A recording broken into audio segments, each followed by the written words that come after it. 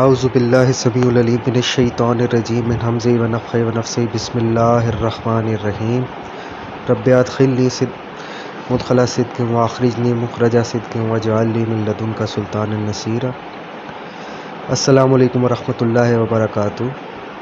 آج میں آپ کو دکھاتا ہوں ڈاکٹر حافظ محمد زبیر صاحب کا بلاگ، اور اس میں آپ ٹاپک پڑھ سکتے ہیں کیا صحیحین کی صحت پر اجماع ہے۔ تو اس میں حافظ محمد زبیر صاحب فرماتے ہیں کہ یہ زمانہ فتنوں کا زمانہ ہے، آئے دن کسی نہ کسی نئے فتنے کا ظہور ہوتا رہتا ہے۔ اللہ تعالیٰ نے چونکہ اس دنیا کو دارالابتلاء بنایا ہے، اس لیے یہ تو ممکن نہیں ہے کہ دنیا شر سے بالکل ختم ہو جائے۔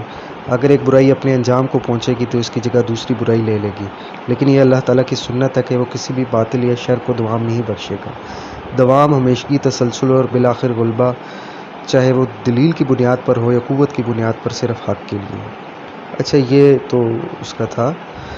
اب آگے وہ لکھتے ہیں کہ عصر حاضر کی آزمائشوں میں سے ایک بڑی آزمائش وہ تجدد پسند دانشور ہیں جو ائمہ سلف کے بالمقابل علوم اسلامیہ میں ان جیسا رسوخ فی العلم تو نہیں رکھتے، لیکن اس کے باوجود سلف صالحین کی تحقیق پر اپنی جہالت کو ترجیح دیتے ہیں۔ ان اہل علم میں بعض وہ بھی ہیں جو براہ راست تو احادیث کا انکار نہیں کرتے، لیکن جو احادیث بھی ان کو اپنی عقل و فکر سے متعارض نظر آئیں، ان کی تضعیف کے لیے نت نئے اصول وضع کر لیتے ہیں۔ جیسے کہ بعض معاصر علماء نے صحیح بخاری اور صحیح مسلم کی بعض ایسی احادیث کو ضعیف یا موضوع قرار دے دیا جن کے صحیح ہونے پر ائمہ سلف کا اتفاق ہے۔ صحیح بخاری اور صحیح مسلم کے ان ناقدین میں زیادہ جری تو سر سید احمد خان، غلام احمد پرویز، عبداللہ چکڑالوی، مولوی چراغ علی، علامہ تمنا عمادی، علامہ عنایت اللہ مشرقی، مولانا حبیب الرحمان کاندلوی، مولانا حبیب اللہ ڈیروی، جاوید احمد غامدی اور شبیر اظہر میرٹھی وغیرہ ہیں۔ تاہم متاثرین میں سید جمال الدین اقوانی، مفتی محمد ابدعو، مولانا عبید اللہ سندھی، مولانا محمد اسحاق سندیلوی، مولانا مودودی، علامہ اسد، علامہ اقبال جیسے دفاع حدیث کرنے والے بھی شامل ہیں۔ بخاری و مسلم کی احادیث کی تضعیف کا یہ فتنہ اس حد تک بڑھا کہ ہر دوسرا شخص جو عربی زبان کے 2-4 لفظ پڑھ لیتا ہے، بخاری و مسلم کی احادیث کے بارے میں رائے دینے کو اپنا حق سمجھتا ہے۔ اب تو بخاری و مسلم کی احادیث کی تضعیف کا یہ فتنہ، اچھا یہ ریپیٹ ہو رہے ہیں دوبارہ الفاظ، اس میں کوئی شک نہیں کہ صحیح بخاری اور صحیح مسلم کی بعض روایات پر خود ائمہ سلف میں سے بعض اہل علم نے نقد کی ہے۔ اس لیے یہ عقیدہ رکھنا کہ صحیح بخاری اور صحیح مسلم کا ایک شوشہ بھی قطعی طور پر صحیح ہے اور اس کی صحت پر اجماع ہے، ایک قابل اصلاح عقیدہ ہے، لیکن ہمارے نزدیک یہ فکر بھی غلط ہے کہ صحیح بخاری یا صحیح مسلم میں ضعیف روایات بھی ہیں۔ یہ ذرا غور سے آپ پڑھ لیں کہ ہمارے نزدیک یہ فکر بھی غلط ہے کہ صحیح بخاری یا صحیح مسلم میں ضعیف روایات بھی ہیں۔ صحیح بخاری اور صحیح مسلم پر ائمہ سلف کی نقد اور انہی میں سے بعض کی طرف سے اس کے جوابات آنے کے بعد ان کتابوں کی قدر و قیمت اور منزلت بڑھ گئی ہے، اور یہ نقد اس درجے کی نہیں ہے کہ اس سے صحیحین کی کسی روایت کا ضعف ثابت ہوتا ہے، بلکہ زیادہ سے زیادہ اس نقد سے یہ ثابت ہوتا ہے کہ صحیحین کی ایسی زیر نقد روایات صحت کے اس درجے کو نہیں پہنچتی کہ جس کا امام بخاری اور امام مسلم نے اپنی کتابوں میں التزام کیا ہے۔ صحیح بخاری اور صحیح مسلم کی مسلمہ حدیث کو دوسری کتب سنن کی صحیح حدیث پر کئی اعتبار سے فضیلت حاصل ہے، اس لیے کہ صحیحین کی تمام احادیث الخبر المحتف بالقرائن، جس کی تصدیق قرائن بھی کرتے ہوں، کی قبیل سے ہیں، کا درجہ عام خبر روایت کی جسے روایت کرنے والوں کی تعداد بہت زیادہ متواتر نہ ہو سے بڑھ کر ہے۔ تو آگے یہ حافظ ابن حجر اس طرح لکھتے ہیں، پھر آگے یہ اجماع کے بارے میں نقل کرتے ہیں، مختلف جو امت کا اجماع ہے صحیحین کے حوالے سے، تو اس پہ انہوں نے مختلف اقوال نقل کیے ہیں۔ تو اور آگے لکھتے ہیں کہ پس معلوم ہوا کہ صحیح بخاری اور صحیح مسلم کی جمیع روایات کی صحت پر ائمہ محدثین کا اتفاق ہے، اور یہ اتفاق ایسا ہی ہے جیسا کہ کسی اجتہادی مسئلے میں فقہاء کا اتفاق ہوتا ہے، اور یہ بات واضح رہے کہ کسی حدیث کی تصحیح یا تضعیف میں محدثین کا اجماع ہی معتبر ہوگا، اور اس میں کسی فقیہ کی مخالفت سے اجماع کا دعویٰ متاثر نہ ہوگا، جس طرح کسی فقہی مسئلے میں اصل اعتبار فقہاء کے اتفاق کا ہوگا اور کسی محدث کے اختلاف سے اجماع ختم نہیں ہوگا، کیونکہ ہر فن میں اہل فن کا ہی اتفاق و اجماع معتبر ہوتا ہے۔ تو یہ انہوں نے لکھا ہے، یہ آپ پڑھ لیں غور سے، اس کا ڈاکٹر حافظ محمد زبیر صاحب کے جو ہے وہ بلاگ پر بھی ہے، تو اس کے آگے بھی وہ بڑی ڈیٹیل میں لکھتے ہیں کہ مطلب جو صحیحین پر نقد ہوا ہے، کیا وہ صحیح ہے یا کیا معاملات ہیں. تو یہ کافی لمبی چوڑی تحریر ہے جس میں مطلب انہوں نے بڑی لمبی چوڑی بحث کی ہے. تو یہ آپ ضرور پڑھیں. تو پھر ہم آگے چلتے ہیں. یہ اس کی روشنی میں ہم دیکھتے ہیں کہ حافظ محمد زبیر صاحب خود کیا فرماتے ہیں. السلام علیکم ورحمۃ اللہ وبرکاتہ. کل ہم نے صحیح بخاری کی ایک روایت کے اوپر گفتگو کی تھی. یہ صحیح بخاری کی روایت میں کہ عمار کو ایک باغی گروہ قتل کرے گا. تو ہم نے یہ بات کہی تھی کہ یہ الفاظ امام بخاری نے صحیح بخاری میں لکھنے کے بعد جو ہے وہ مٹا دیے تھے. تو صحیح بخاری کا ایک کلمی نسخہ مینوسکرپٹ ہم نے دکھایا تھا کہ جس میں یہ الفاظ نہیں ہیں. تو اصل میں صحیح بخاری کی روایت کیا ہے کہ اللہ کے رسول وسلم نے کہا کہ عمار پہ افسوس کہ عمار مشرکین مکہ کو جنت کی دعوت دیتے ہیں. کس کو دعوت دیتے ہیں؟ مشرکین مکہ کو. اور مشرکین مکہ عمار کو جہنم کی طرف بلا رہے ہیں. افسوس کس بات پہ؟ کہ وہ ان کو جنت کی دعوت دے رہے ہیں اور انہوں نے عمار کو جو ہے وہ آزمائش میں مبتلا کیا. آل یاسر کے اوپر کیا کچھ بیتی ہے وہ سب کے لیے واضح ہے. تو اس پہ رسول اللہ صلی اللہ علیہ وسلم نے افسوس کا اظہار کیا. تو گویا کہ بخاری کی روایت میں تو یہ ثابت ہی نہیں ہے کہ عمار کو باغی گروہ قتل کرے گا. تو اس لیے امیر معاویہ رضی اللہ عنہ اور ان کے ساتھیوں کے اوپر یہ بات بخاری سے کرنا یہ درست نہیں ہے. اچھا، بعض دوستوں نے کہا کہ دوسری بھی تو روایات ہیں نا. چلیں دوسری روایات دیکھتے ہیں. دوسری جو کتب احادیث میں ہے، جیسا کہ صحیح مسلم میں روایت ہے. تو صحیح مسلم میں جو روایت ہے اس میں یہ ہے کہ یہ الفاظ اللہ کے رسول نے غزوہ خندق کے موقع پہ کہے. یہ الفاظ غزوہ خندق کے موقع پہ کہے. غزوہ خندق کب ہوئی؟ 5 ہجری میں. اچھا، صحیح بخاری کی روایت کیا کہتی ہے کہ یہ الفاظ اللہ کے رسول نے کب کہے؟ مسجد نبوی کی تعمیر کے موقع پہ. یعنی یہ جو خطاب ہوا ہے نا، یہ خطاب ہوا ہے حضرت عمار سے مسجد نبوی کی تعمیر کے موقع پہ. اور یہ وہ ہوئی 1 ہجری میں، 1 ہجری میں. اور یہ حدیث صحیح مسلم کہہ رہی ہے کہ غزوہ خندق کے موقع پہ. دونوں میں کنٹرڈکشن آ گئی. اب کس کو ہم ترجیح دیں گے، کس کو پریفر کریں گے، یہ ہم آگے چل کے جو ہے وہ بات کرتے ہیں. اس سے پہلے ہم صحیح مسلم کی ایک اور روایت دیکھ لیتے ہیں. یہ حضرت ام سلمہ رضی اللہ عنہ سے روایت ہے. اب حضرت ام سلمہ سے جو روایت ہے کہ عمار کو ایک باغی گروہ قتل کر گیا، حضرت ام سلمہ تو 4 ہجری میں رسول اللہ صلی اللہ علیہ وسلم کی زوجیت میں آئی ہیں. اگر ہم صحیح بخاری کی روایت مانیں کہ یہ مسجد نبوی کی تعمیر کا واقعہ وہ 1 ہجری میں ہوا، حضرت ام سلمہ تو اس وقت مدینہ میں نہیں آئی تھی. ٹھیک ہے. اور اگر ہم کہیں کہ یہ 5 ہجری کا واقعہ ہے صحیح مسلم کی روایت کے مطابق غزوہ خندق کے موقع کا، تو اس وقت بھی غزوہ خندق کے موقع پہ رسول اللہ صلی اللہ علیہ وسلم نے اپنی ازواج مطہرات کو کیا کیا تھا؟ سب کو حضرت حسان بن ثابت کے ایک قلعے میں جو ہے وہ ان کو نظر بند کر دیا تھا اور وہاں پہ حضرت حسان بن ثابت جو ہے وہ پہرہ دار تھے. یہ بات سیرت ابن اسحاق، سیرت ابن ہشام جو اس کے پرائمری سورسز ہیں سیرت کے، ان سب میں یہ بات موجود ہے. تو ام سلمہ رضی اللہ عنہ تو خندق کھودنے والوں میں شامل ہی نہیں تھی. تو انہوں نے خندق کھودنے کے موقع پہ رسول اللہ صلی اللہ علیہ وسلم سے یہ بات کیسے سن لی؟ کیونکہ حدیث کہہ رہی ہے خندق کھودنے کے موقع پہ یہ کلام ہوا ہے. ٹھیک ہے. تو گویا کہ حضرت ام سلمہ رضی اللہ عنہ جو ہے وہ کیسے سن سکتی ہیں، یہ ایک کوشچن ہے. پھر دیکھیں سنن ترمذی کی روایت کیا ہے، حضرت ابو ہریرہ سے ہے کہ وہ یہ کہتے ہیں کہ اللہ کے رسول صلی اللہ علیہ وسلم نے یہ بات کہی کہ عمار کے لیے بشارت ہو. ایک بات تو یہ ہو گئی، یہاں کنٹرڈکشن آ گئی کہ یہاں بشارت کے الفاظ آ گئے. چلے اس کو بھی آپ چھوڑ دیں کہ عمار کو ایک باغی گروہ قتل کرے گا. حضرت ابو ہریرہ سب کو پتہ ہے 7 ہجری میں اسلام لائے. تو بخاری کی روایت کہہ رہی ہے کہ 1 ہجری میں خطاب ہوا مسجد نبوی کی تعمیر کے موقع پہ. صحیح مسلم کی روایت کہہ رہی ہے کہ 5 ہجری میں خطاب ہوا غزوہ خندق کے موقع پہ. اور حضرت ابو ہریرہ اسلام لائے 7 ہجری میں. تو انہوں نے اللہ کے رسول صلی اللہ علیہ وسلم سے یہ بات کیسے سن لی؟ یہ ایک سوال پیدا ہوا. چلیں جی اور روایات دیکھیں. اب یہ ایک مسند احمد کی روایت ہے. مسند احمد کی یہ جو روایت ہے عبداللہ بن عمرو بن العاص سے، ٹھیک ہے، کہ وہ کہتے ہیں میں نے رسول اللہ صلی اللہ علیہ وسلم سے سنا کہ عمار کو جو ہے وہ ایک باغی گروہ جو ہے وہ قتل کرے گا. ٹھیک ہے. اس پہ حضرت امیر معاویہ نے کہا تھا کہ ہم نے انہیں نہیں قتل کیا، قتل تو انہوں نے کیا جو لے کے آئے ہیں. ٹھیک ہے، یعنی حضرت علی اور ان کا جو گروہ رضی اللہ عنہ. یہ حضرت امیر معاویہ رضی اللہ عنہ نے ایک جواب دیا. تو اب یہاں پہ راوی کون ہے؟ عبداللہ بن عمرو بن العاص. عبداللہ بن عمرو بن العاص جو ہیں وہ 7 ہجری کے بعد مدینہ میں آئے ہیں. ٹھیک ہے. 7 ہجری کے بعد جب وہ مدینہ میں آئے تو اللہ کے وسلم سے انہوں نے یہ حدیث کیسے سن لی؟ کیونکہ یہ حدیث صحیح بخاری کے مطابق 1 ہجری کا واقعہ مسجد نبی کی تعمیر کا، اور صحیح مسلم کے مطابق 5 ہجری کا واقعہ ہے غزوہ خندق کے موقع کا. تو اب یہ 7 ہجری میں اسلام قبول کر کے جو ہے وہ مدینہ میں آ رہے ہیں، تو کیسے اللہ کے رسول صلی اللہ علیہ وسلم سے سن سکتے ہیں؟ یہ ایک اور کوشچن ہو گیا.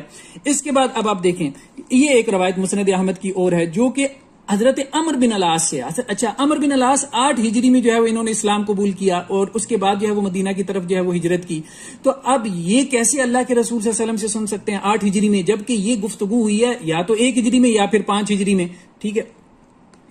اب آپ جو ہے وہ اس کے بعد اب آپ دیکھتے چلے جائیں جو ہے اس میں یہ سب باتیں جو ہے وہ آپ دیکھتے چلے جا رہے ہیں. اب اس میں جی آپ دیکھ رہے ہیں کہ کس طرح سے خود ہی جو یہ فرما رہے ہیں کہ بخاری اور مسلم پہ اجماع ہے اور اسلاف کے اقوال نقل کر رہے ہیں.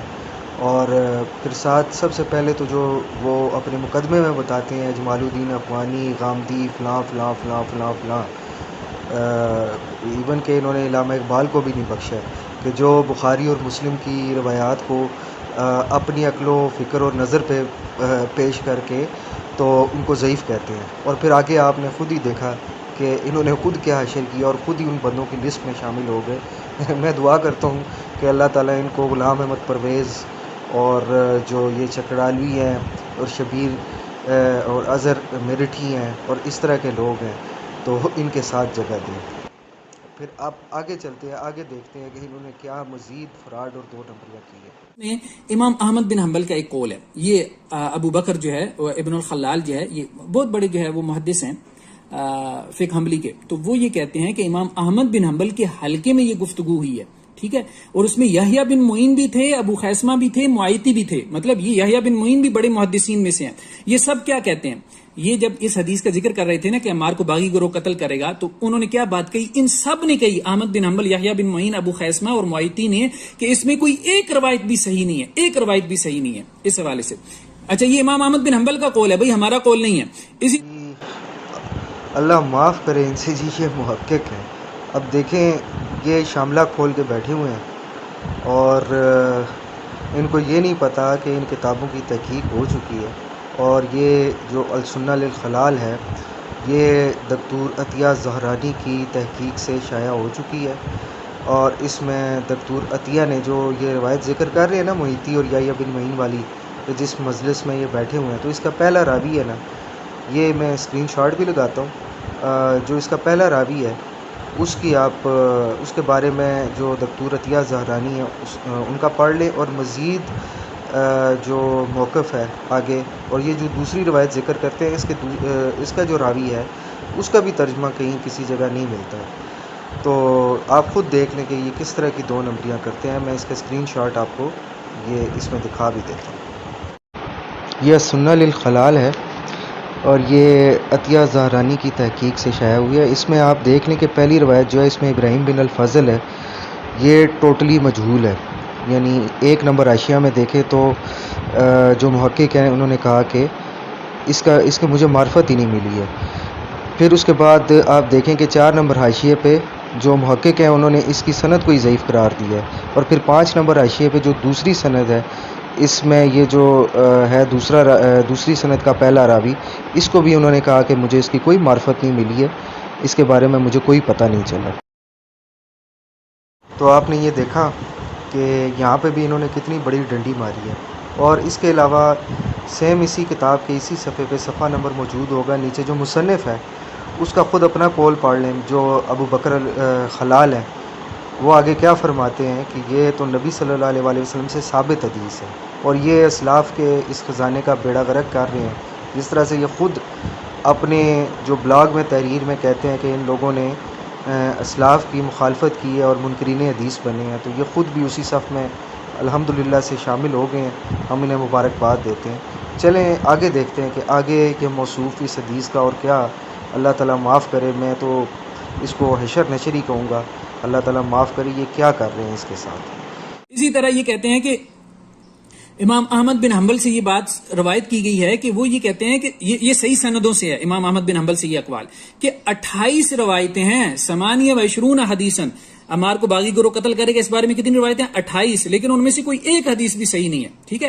ہاں، البتہ ایک قول یہ بھی امام احمد بن حنبل سے روایت ہے کہ انہوں نے کہا کہ اس بارے میں ایک سے زیادہ حدیثیں صحیح ہیں، لیکن یہ قول کہاں پہ آیا؟ یہ یعقوب بن شیبہ نے مسند عمار کی پہلی جلد میں ذکر کیا ہے، لیکن یہ جلد موجود ہی نہیں ہے، اس قول کی تصدیق نہیں ہو سکتی کہ امام احمد بن حنبل نے یہ بات کہی ہے کہ نہیں کہی۔ تو امام احمد بن حنبل سے یہ ثابت ہو گیا کہ وہ یہ کہتے ہیں کہ 28 روایتیں ہیں اس حوالے سے، لیکن کوئی ایک روایت بھی ثابت نہیں ہے کہ عمار کو باغی گروہ قتل کرے گا، اور صرف امام احمد بن حنبل نے نہیں کہا، یحییٰ بن معین نے، ابو خیثمہ نے اور معیطی نے بھی یہ بات کہی ہے۔ وہی وہاں سے ہی ذکر کر رہے ہیں جہاں سے میں نے پہلے آپ کو اسکرین شاٹ بھی پیش کر دیا، اللہ تعالیٰ معاف کرے، کہ جی یہ امام احمد بن حنبل، ابو خیثمہ ابن المعیطی اور یحییٰ بن معین نے یہ بات کی ہے۔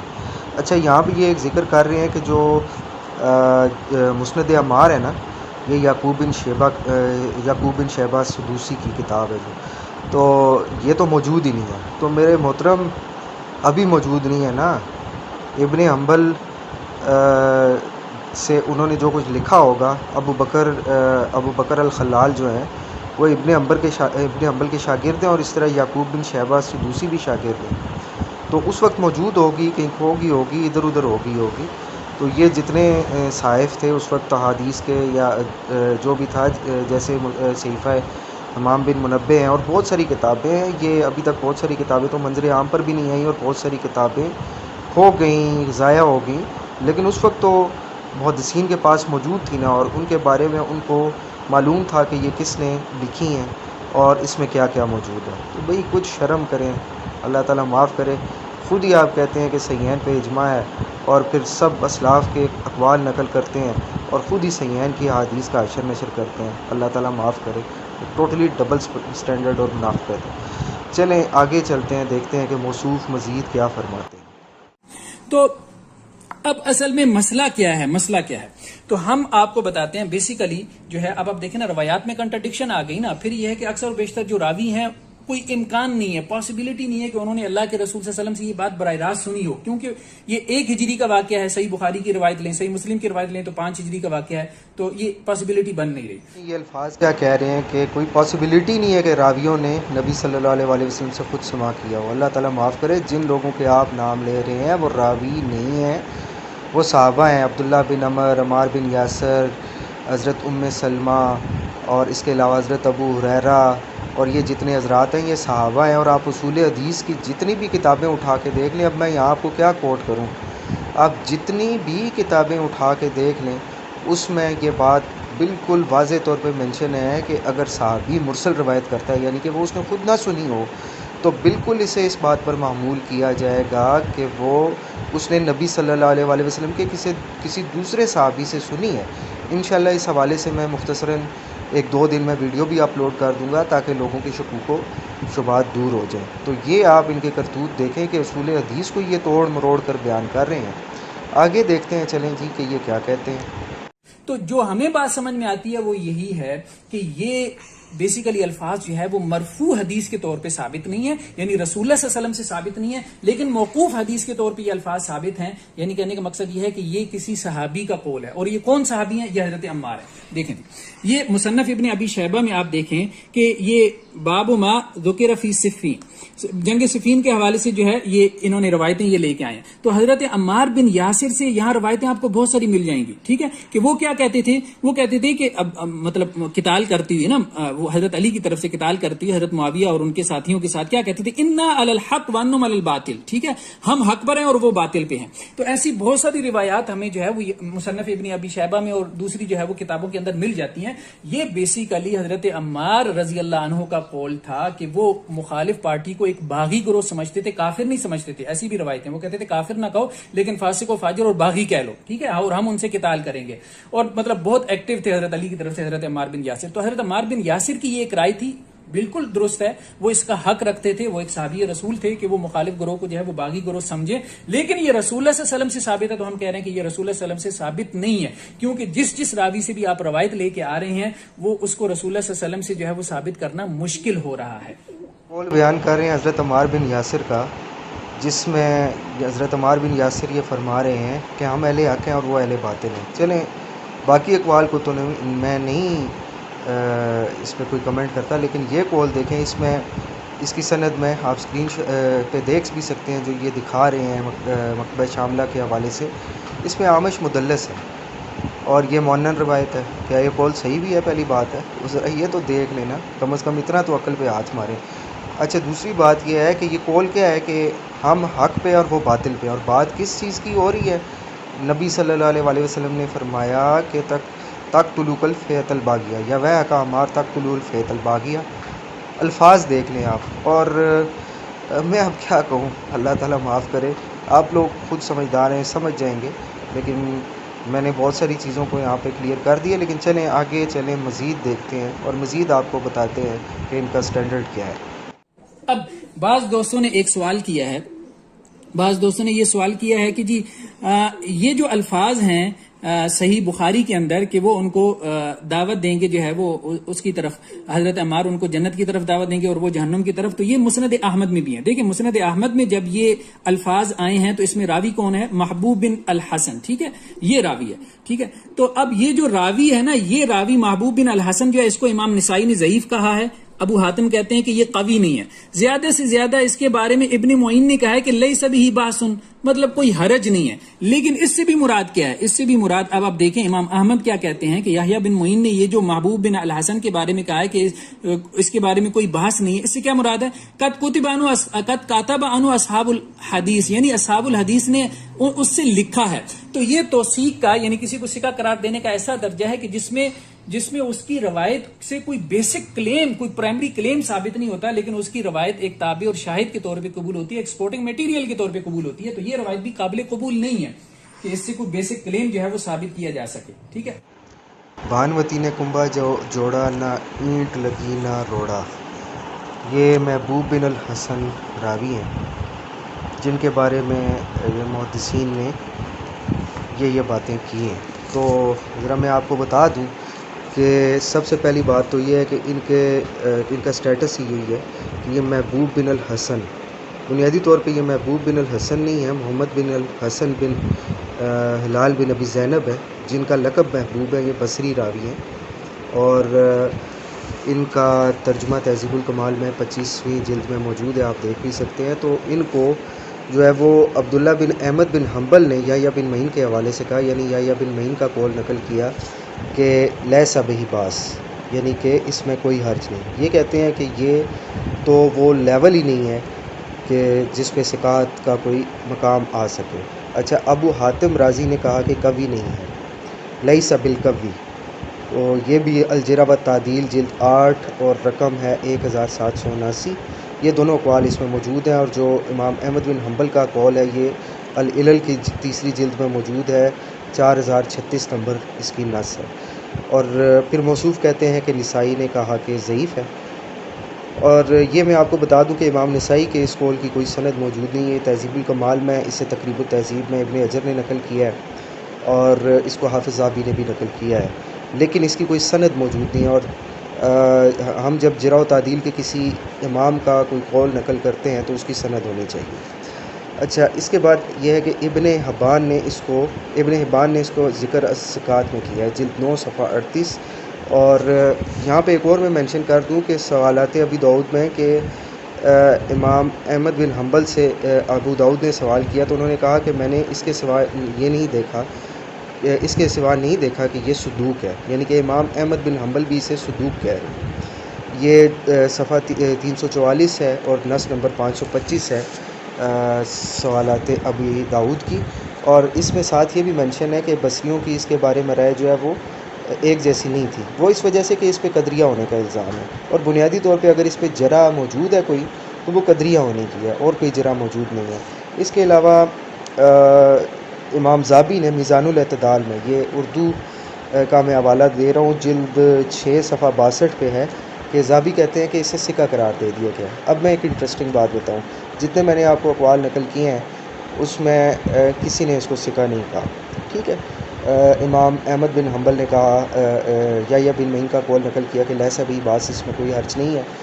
امام ابو حاتم رازی کا قول نقل کیا گیا کہ لیس بالکوی.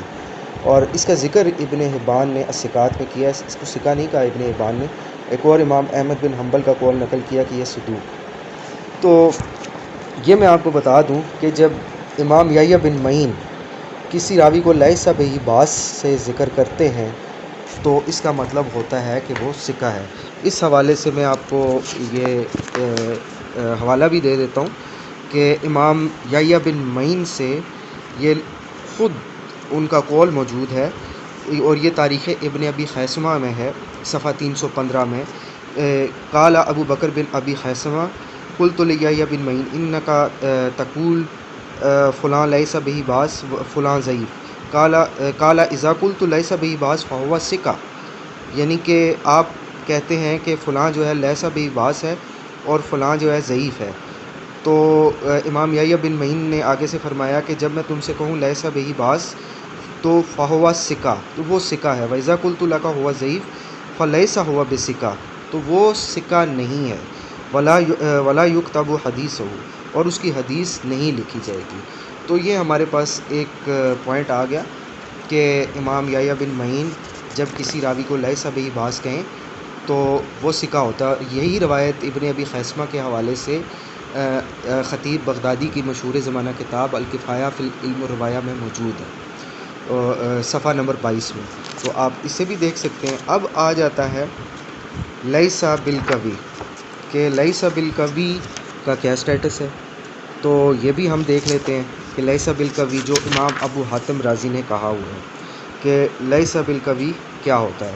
تو حافظ ذہبی اپنی کتاب الموقظہ فی الجرح والتعدیل میں کہتے ہیں صفحہ 82 میں کہ وقت قیل فی جماعت لیس بالقوی واحتج بہ، کہ ایک جماعت کہتی ہے کہ وہ قوی نہیں ہے اور وہ اس سے حجت لیتی ہے. واحتج بہ وھذا النسائی قد قال فی عدۃ لیس بالقوی، کہ نسائی بہت سارے راویوں کے بارے میں کہتے ہیں کہ لیس بالقوی. ویخرج لہم فی کتابہ، اور ان سے تخریج کرتے ہیں اپنی کتاب میں. یعنی امام نسائی اپنی کسی بھی کتاب میں، جیسے سنن صغریٰ ہے، سنن الکبریٰ ہے، یا کوئی اور کتاب ہے، عمل الیوم واللیلہ ہے، یا اور کتابیں ہیں. فإن قولنا لیس بالقوی لیس بجرح مفسد، اور یہ قول جو ہے ہمارا یعنی محدثین کا لیس بالقوی، یہ جرح مفسد نہیں ہے. یعنی کہ جرح مفسد کا مطلب کہ اس سے راوی کا جو درجہ ہے وہ نیچے نہیں گرتا، جس طرح حافظ محمد زبیر صاحب فرما رہی ہیں کہ یہ اس لیول کا نہیں رہتا. تو یہ بھی میں نے آپ کو حوالوں کے ساتھ بتا دیا کہ اس کا ایک تو یحییٰ بن معین کا لیس بہ باس جو ہے وہ سکہ کے برابر ہوتا ہے، اور امام ابو حاتم رازی نے جو لیس بالقوی کہا تو وہ لیس بالقوی بھی جرح مفسد نہیں ہے. اب مزید میں آپ کو بتاتا چلوں کہ امام یحییٰ بن معین اور ابو حاتم رازی یہ دونوں متشددین ہیں.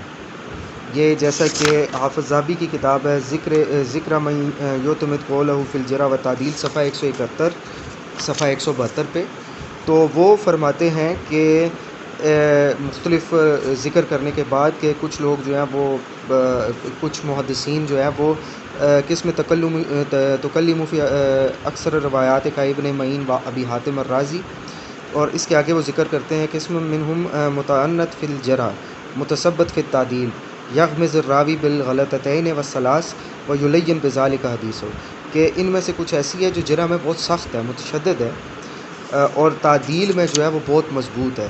یہ راوی کو ایک دو غلطیوں پہ جو ہے وہ گرا دیتے ہیں، یعنی کہ اس کو ضعیف قرار دیتے ہیں، اور اس کی حدیث کو بھی اسی لیے کمزور قرار دیتے ہیں. فہذا اذا وثق شخصا فخذ علی قولہ بنا جزیکا وتمسک بتوثیقہ، تو جب یہ لوگ کسی کی توثیق کریں تو ان کے قول کو دانتوں سے پکڑ لو اور اس کی توثیق کو مضبوط گردانو. تو یہاں پہ امام یحییٰ بن معین نے توثیق کی ہے، لیکن مسئلہ یہ ہے کہ امام ابو حاتم رازی نے اس کو کہا ہے لیس بالقوی. تو یہ آگے ہی بیان کرتے ہیں جو متشدد راوی ہیں ان کے بارے میں. حافظ ذہبی کہتے ہیں کہ وَإِذَا ضَعَفَ رَجُلًا فَانظُرْ إِلَىٰ وَافَقَهُ غَيْرُهُ وَلَا تَضْعِيفِهِ فَإِنْ وَافَقَهُ فَلَمْ يُوثِّقْ ذَاكَ أَحَدٌ مِنَ الْحُزَّاقِ فَهُوَ ضَعِيفٌ وَإِنْ وَثَّقَهُ أَحَدٌ فَهَذَا الَّذِي قَالُوا فِيهِ لَا يُقْبَلُ تَجْرِيحُهُ إِلَّا مُفَسِّرًا، کہ جب یہ جو متشددین ہیں کسی راوی کو ضعیف کہہ دیں اور اس کے ضعف میں کسی نے ان کی موافقت نہ کی ہو تو اور اس کی کسی نے توثیق بھی نہ کی ہو کسی بڑے محدث نے، تو وہ ضعیف ہوگا. لیکن اگر ایک متشدد نے کسی کی تضعیف کی اور دوسرے نے کسی ایک متشدد نے یا کسی دوسرے نے اسے سکہ کہہ دیا ہو تو پھر جرح مفسر قبول کی جائے گی، جرح مفسر کے بغیر قبول نہیں کی جائے گی. یہ جرح و تعدیل کے بڑے ائمہ میں سے ایک امام حافظ ذہبی کہہ رہے ہیں. تو یہ بانمتی نے کنبہ جوڑا، نہ اینٹ لگی نہ روڑا. میرا کہنے کا مقصد یہی تھا کہ نہ یہ اینٹیں لگا رہے ہیں اسلاف کی اور نہ روڑے استعمال کر رہے ہیں جرح و تعدیل کے ائمہ کے، بلکہ یہ اپنی طرف سے باتیں کیے جا رہے ہیں. جیسا کہ میں نے شروع میں ان کی اپنی سٹیٹمنٹ بتائی کہ انہوں نے کیا کہا صحیحین کے بارے میں، اور پھر ساتھ جو انہوں نے نشر کیا صحیحین کی روایتوں کا، اللہ تعالیٰ معاف کرے، صحابہ کو عام راوی ڈکلیئر کر دیا، اللہ تعالیٰ معاف کرے، کہ یعنی کہ انہوں نے رسول اللہ صلی اللہ علیہ وسلم سے خود سنا نہیں ہے، یعنی نعوذ باللہ انہوں نے نبی صلی اللہ علیہ وسلم پر جو ہے وہ جھوٹ باندھ دیا۔ اللہ تعالیٰ معاف کرے، آپ تو صحابہ کی خود جو ہے وہ یہ گستاخی کر رہے ہیں، آپ کو شرم کرنی چاہیے۔ تو دوستوں، میں یہ حافظ محمد زبیر صاحب سے میں کوشش یہی کرنا چاہتا تھا کہ نہایت ادب سے بات کروں، لیکن جب میں نے یہ ویڈیو دیکھی کمپلیٹ، مجھے اس ویڈیو کے بارے میں پتہ چلا تھا، جب میں نے کمپلیٹلی یہ دیکھی تو مجھے افسوس ہی ہوا کہ کس طرح یہ علم حدیث کا بیڑا غرق کر رہے ہیں، تو پھر اسی طرح ان کے ساتھ الفاظ استعمال کرنے ہوں گے، ادروائز تو ان لوگوں کو عقل نہیں آ سکتی۔